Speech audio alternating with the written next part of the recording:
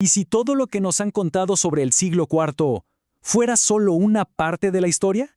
¿Una fachada? Imaginen que detrás de los relatos de emperadores y de los concilios religiosos se estaba librando una guerra secreta, una que definiría nuestro mundo de formas que ni sospechamos. En este viaje vamos a desvelar el misterio de una era olvidada, un tiempo donde poderes ancestrales volvieron para librar una batalla silenciosa por el alma del mundo. Soy el narrador, y esto es Crónicas Olvidadas. Les aseguro que al final de esto, la historia que conocen ya no se verá igual. Porque, a ver, el siglo IV no fue para nada una época tranquila. Fue un verdadero torbellino de cambios, un lienzo en blanco donde se estaba pintando el futuro de la humanidad. Los grandes imperios se movían, se tambaleaban, mientras Roma, por ejemplo, enfrentaba sus propias crisis internas. Allá en la India surgía con una fuerza impresionante la dinastía Gupta, marcando un amanecer cultural y político totalmente nuevo. Pero el cambio más profundo, el más importante, estaba ocurriendo en el plano de las creencias. Las ideas viejas y las nuevas chocaban de frente.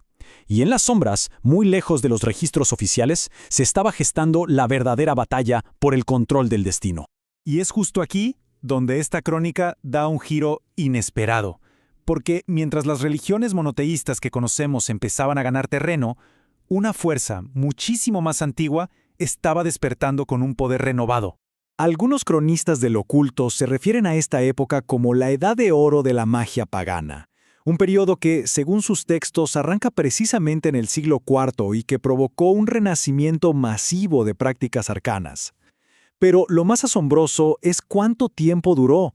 1000 años. 1000 años de magia resurgiendo. O sea, esto no fue un simple destello, fue una era completa.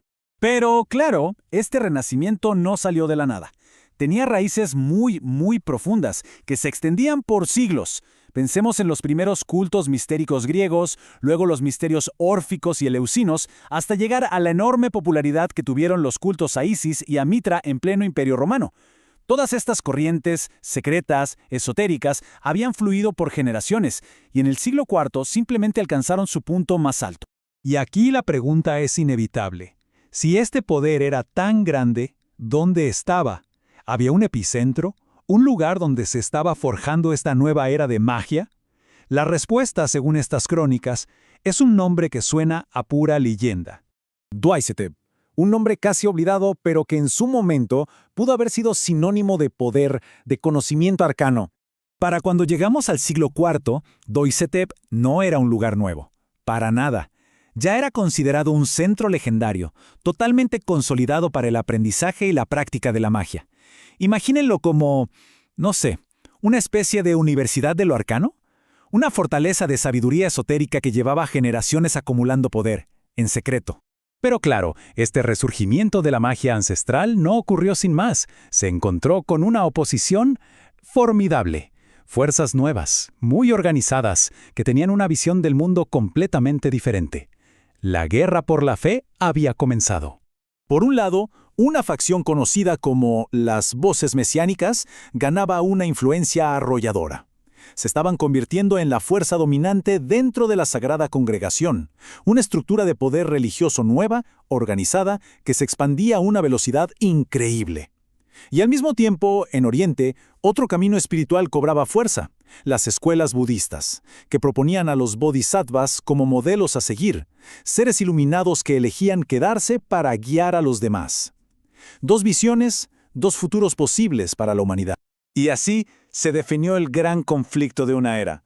De un lado, el poder ancestral de la magia pagana, los cultos mistéricos y toda la sabiduría arcana de Dwaysetep. Y del otro, la fe creciente y organizada de las voces mesiánicas y la filosofía iluminada de los bodhisattvas. Esto no fue solo una batalla de ejércitos, fue una colisión de paradigmas, una lucha por definir el futuro. Entonces, el punto crucial es, ¿qué pasó con esta guerra secreta? ¿Y por qué nos debería importar hoy? Porque el legado de esta lucha en las sombras es mucho más profundo de lo que parece. Hay una frase muy famosa que dice que la historia es un relato contado por los vencedores. Y esto nos obliga a preguntarnos, ¿qué relatos se perdieron? ¿Qué conocimientos, qué posibilidades quedaron enterrados en las sombras del siglo IV? ¿Qué versión del mundo fue silenciada? ¿Qué nos enseña esta crónica oculta hoy en día? porque más allá de la magia y los misterios, hay una lección fundamental para nuestro tiempo. Nos enseña que nuestro pasado no es una línea recta. Es más bien como un tapiz, tejido con hilos de historias que compitieron entre sí. Y las historias que recordamos, las que se nos permite contar, no solo describen el mundo, lo crean. Definen nuestra realidad, nuestras creencias y hasta lo que consideramos posible. Lo que nos deja con una última pregunta. Una pregunta un poco inquietante.